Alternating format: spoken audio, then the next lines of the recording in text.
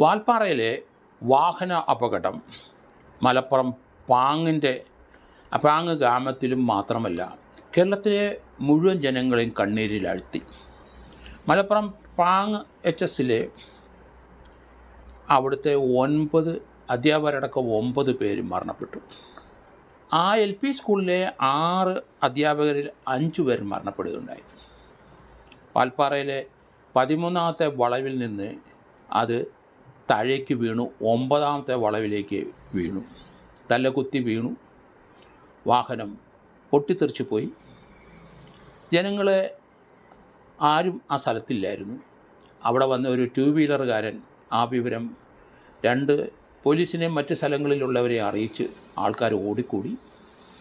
റോഡിലും ആ സ്ഥലങ്ങളിലൊക്കെ മൃതദേഹം ചിന്ന ചിതറിക്കിടക്കുന്ന കാഴ്ച കണ്ടു. ഏതായാലും മലപ്പുറം പാങ്ങ് HSലെ 6 അധ്യാപകരിൽ 5 പേരും മരണപ്പെട്ടു. പ്രധാന അധ്യാപിക അജിത മരണപ്പെട്ടു. വിലവന്തോളിലെ വീട്ടിൽ അവർ പൊതുദർശനം കഴിഞ്ഞ് അവിടെ ശവസംസ്കാര നടപടി നടത്തും. മന്ത്രി ശിവൻകുട്ടിയും അവിടെ എത്തി. അദ്ദേഹം എല്ലാവരെയും സമാശ്വസിപ്പിക്കുന്നത് കണ്ടു.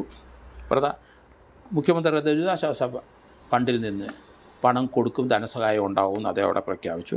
പ്രിയപ്പെട്ടവരെ കാണാൻ സ്കൂളിലെ ആ പരിസരത്തുള്ള ഗ്രാമങ്ങളിലുള്ള മറ്റ് ഗ്രാമങ്ങളിൽ നിന്നൊക്കെ ജനങ്ങൾ അങ്ങോട്ട് ഒഴുകുന്നത് നമ്മൾ കണ്ടു. ഇന്നും അവിടെ 9 പേര് മരണപ്പെട്ടെങ്കിലും 3 പേര് നില അല്പം ഗുരുതരമാണ്. അതിൽ 2 പേര് അതീവ ഗുരുതരമാണ് എന്ന് പറയുന്നു. ആ 3 പേരും കോയമ്പത്തൂർ ആശുപത്രിയിലാണ്. ഒരു കുട്ടി മാത്രം പെരിന്തൽമണ്ണയിലേക്ക് കൊണ്ടുവന്നു. വലിയ പരിക്കുകളില്ല, അത്ഭുതകരമായി രക്ഷപ്പെട്ടൊരു കുട്ടിയാണ്. എങ്കിലും പരിക്കുകളുണ്ട്, അത് നിസ്സാര പരിക്കുകളാണ്. 9 പേരിലെ 7 സ്ത്രീകളും 1 പുരുഷനും 1 കുട്ടിയാണ് മരിച്ചത്. ഈ സംഭവം വാൽപ്പാറയിലെ ആൾക്കാർ ഓടിക്കൂടിയ സമയത്ത് എല്ലാവരും മരിച്ചു കഴിഞ്ഞിരിക്കുന്നു. അതീവ ഗുരുതരാവസ്ഥയിലെ പെട്ടെന്ന് തന്നെ ഹോസ്പിറ്റലിൽ എത്തിച്ചു, നാട്ടുകാരും പോലീസും അല്ലാതെ. ഏതായാലും ഒരു മണിക്കൂറോളം ആ സ്കൂളിൻ്റെ പരിസരത്ത് അവിടെ പൊതുദർശനത്തിന് വെച്ചത് 1-2 മണിക്കൂർ കഴിഞ്ഞിട്ടും ജനബാഹുല്യം കാരണം ആ ഡെഡ് ബോഡി എടുക്കാൻ തന്നെ താമസിച്ചു. ഇവിടെ നമുക്ക് ആത്മബന്ധങ്ങൾ എന്താണ്, മനുഷ്യൻ്റെ സ്നേഹം എന്താണ്, അതൊക്കെ നമുക്കിവിടെ കാണാൻ സാധിച്ചു. കാരണം ആബാലവൃദ്ധ ജനങ്ങളും അവിടെ പൊട്ടിക്കരയുന്നതും കണ്ണീരൊഴുക്കുന്നതും നമുക്ക് കണ്ടു. അവരുടെ സ്നേഹത്തിൻ്റെ പ്രതീകമായ ഇഷ്ടജനങ്ങൾ, അവരുടെ സ്കൂളിലെ അധ്യാപികമാർ, അത് സ്കൂളിലെ മറ്റ് അംഗങ്ങൾ, കുട്ടികൾ എല്ലാവരും 9 പേരോളം വേർപിരിഞ്ഞത് അവർക്കാർക്കും താങ്ങാൻ കഴിയാത്ത അവസ്ഥയാണ്. നമ്മൾ അവരുടെ ആ ദുഃഖം കാണുമ്പം നമുക്കിതിൽ നിന്നെല്ലാം മനസ്സിലാവും എത്ര ആത്മീയമായ ബന്ധങ്ങളാണ് ആ സ്കൂളിലെ. പല ജാതി പല രാഷ്ട്രീയക്കാരും പലതൊക്കെ വിശ്വസിക്കുന്നവരായിരിക്കാം. പക്ഷേ ഈ ആത്മബന്ധം എന്താണെന്ന് നമ്മളെ പഠിപ്പിക്കുന്നു ഇവിടെ. ഈ അപകടം നമ്മളെ ഇരുത്തി ചിന്തിപ്പിക്കുന്നതാണ്. വാഹനമൊന്നും നമ്മുടെ കൺട്രോളിൽ ഒരു കാലത്ത് നിൽക്കില്ല.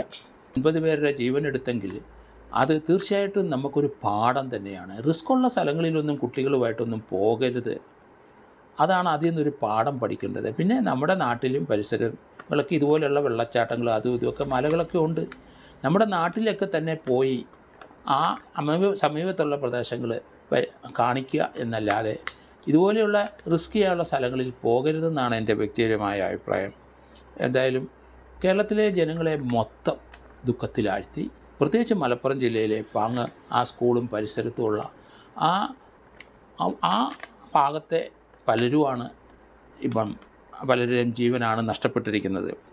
എന്തായാലും മുഖ്യമന്ത്രിയുടെ ദുരിതാശ്വാസ നിധിയിൽ നിന്ന് ഒരു സഹായം എത്തുന്ന നല്ല കാര്യം. ആ കാര്യം മന്ത്രി ശിവൻകുട്ടി പറയുകയും ചെയ്തു. എന്തായാലും ഇവർക്കെല്ലാം വലിയ സാമ്പത്തികമൊന്നും ഉള്ളവരല്ല.